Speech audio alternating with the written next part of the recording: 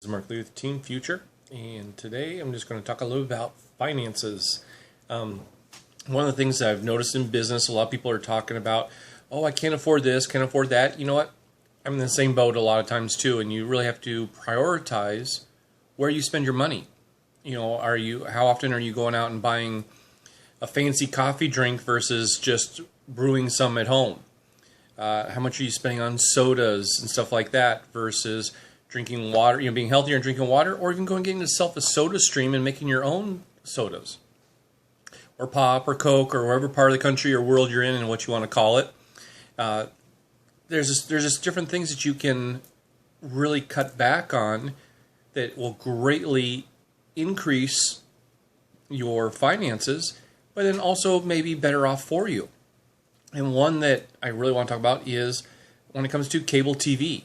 How much, look at your budget. How much are you spending on cable TV? I was just talking with a friend today, and the couple was spending like $160 a month, and they weren't even watching it very much. It's like, holy crap, that's a lot of money. So they happen to have gotten an Apple TV. For myself, I have the Roku box. If you haven't checked out Roku, roku.com, and it's just a way that you can get yourself some TV without necessarily having to pay cable. What I suggested to them, because they were going back and forth, they went down to basic cable. Even that was only saved them like $50, and it's like for the last several years, I get cable internet. That's it. I pay $35 a month for cable internet. Plug in my Roku box. Got about 400 some channels. Now out of that, I probably watch 2 or 3. But and one of them is Netflix. And I've really gotten to the point where if I want to watch TV, I can find it on Netflix. It's the kind of thing where if I wanted, you can also get Hulu Plus. There's other channels that are out there where you can watch different, depending on what shows you like, on what these places cost.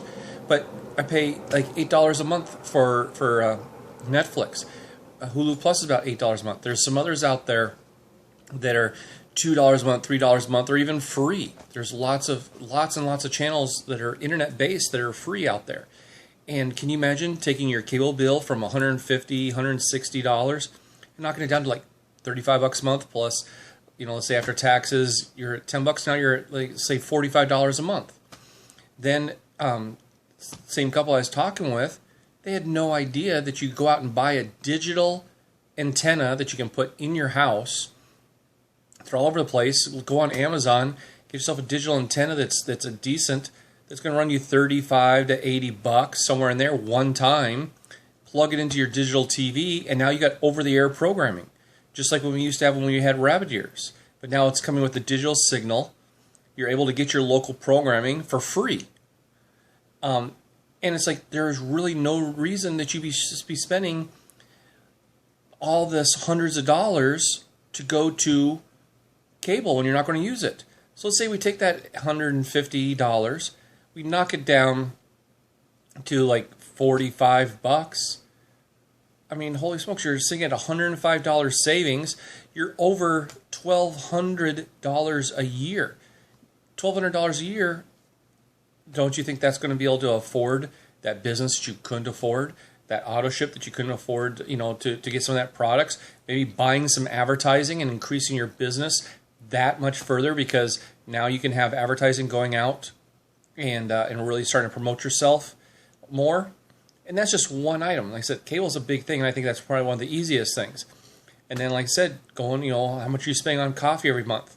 I could go into the whole smokers, but as I really like this advertisement said, we can make it a lot harder for people to smoke, but that doesn't make it any easier to quit. It's like it's a whole mentality thing. It's like, you're right. We make it really hard for you guys to not smoke, but still got to figure out a way to get you to quit.